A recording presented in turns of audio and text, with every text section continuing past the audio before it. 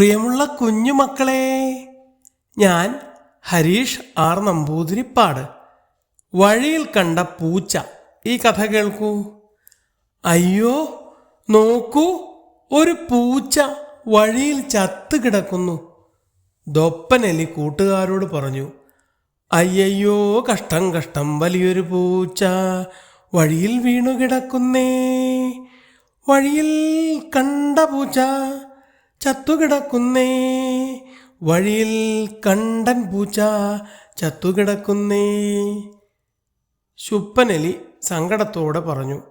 കൂട്ടത്തിൽ ബുദ്ധിമാനായ ചിപ്പു പറഞ്ഞു, പൂച്ചകൾ നമ്മെ പറ്റിക്കാൻ പല വിദ്യയും എടുക്കും, സൂക്ഷിക്കണം. നമുക്കെല്ലാം സുരക്ഷിതമായ സ്ഥലത്ത് മാറിയിരിക്കാം എന്നു പറഞ്ഞ് എല്ലാവരും മാളങ്ങളിൽ ഒളിച്ചിരുന്നു. ചിപ്പു വെള്ളം ചീറ്റിക്കുന്ന ഒരു തോക്കെടുത്ത് വളരെ അകലെ മാറി നിന്ന് പൂച്ചയ്ക്കു നേരെ വെള്ളം ചീറ്റിച്ചു.